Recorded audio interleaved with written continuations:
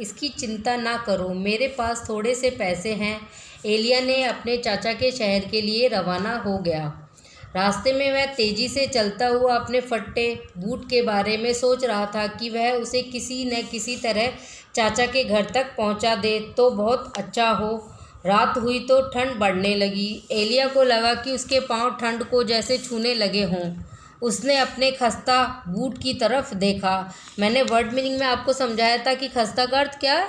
फटे पुराने जूते, जो अब मरम्मत करने लायक भी नहीं रह गया था। उसे पहनकर चलने में बड़ी तकलीफ अर्थात परेशानी हो रही थी। फिर भी यह ख्याल भी तकलीफ दे रहा था कि ऐसा बूट पहनकर चाचा के घर में जाना बेइज्जती वाली बात होगी।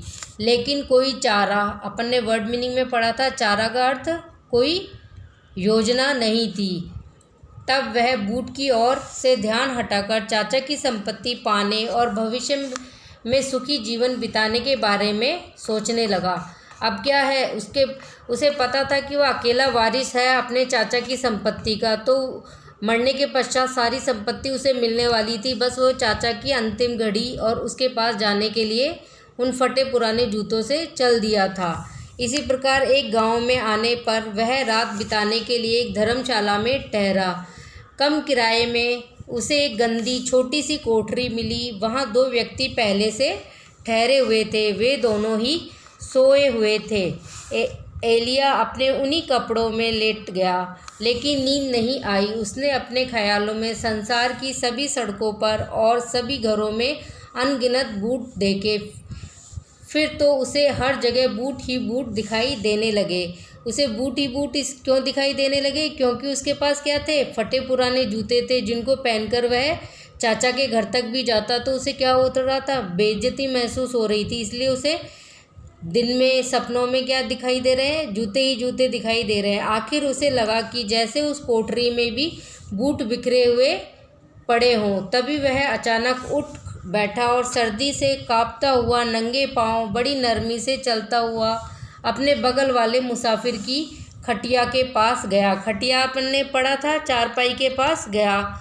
उसका एक बूट उसने पहना ही था कि उसके तपते हुए पाँव में कोई चीज़ चुभी। उसने बूट उतार डाला। तभी कोठरी के बाहर से उसे अस्पष्ट सी आवाज़ सुनाई दी, तो डर के मारे उसके पाँव वहीं की वहीं जम गए। और उसी समय उसने अपनी आत्मा की फटकार सुनी कि वह पतन के रास्ते पर जा रहा है। बाहर की आवाज़ जब बंद हुई तो वह कोठरी में से निकला, यानी कि उसकी अंतरात्मा उसे चोरी ना करने के लिए पुकार रही थी कि तुम्हें चोरी करना शोभा नहीं देता। बाहर की आवाज़ जब बंद हुई तो वह कोठरी में से निकला। वहाँ कोई नहीं था। एक तरफ लटकी हुई लालटेन मध्यम सी रोशनी कर रही थी। मध्यम सी यानी कि धीरे धीरे रोशनी प्रकाशित कर रही थी। एलिया ने इधर उधर देखा तो पास ही बूटों का एक जोड़ा दिखाई दिया। उसी समय उसने बिना कुछ सोचे बूट उठाकर अपने कोट में छिपा लिया। फिर एक नज़र वहाँ सोए हुए चौकीदार की तरफ देखकर चुपके से फाटक खोलकर वहाँ से निकल गया। लगभग आधा घंटा नंगे पांव चलने के बाद उसे बूट पहनने का ख्याल आया। एक पत्थर पर बैठकर वह बूट को कुछ क्षण देखता रहा। आखिर जब वह बूट पहनकर खड़ा हुआ तो उसके अंदर से आवाज़ आई, पतन, घोर पतन। यानी कि उसकी आत्मा उस चोरी के लिए उससे धिक्कार रही थी कि तेरा पतन हो गया और तू इस तरीके से चोरी मत करे। लेकिन अब वो चोरी तो कर चुका था, लेकिन उसके मन को यह मंजूर नहीं था। लेकिन आवाज़ की तनिक भी अब परवाह किए बिना वह चल पड़ा। अब वह पहले की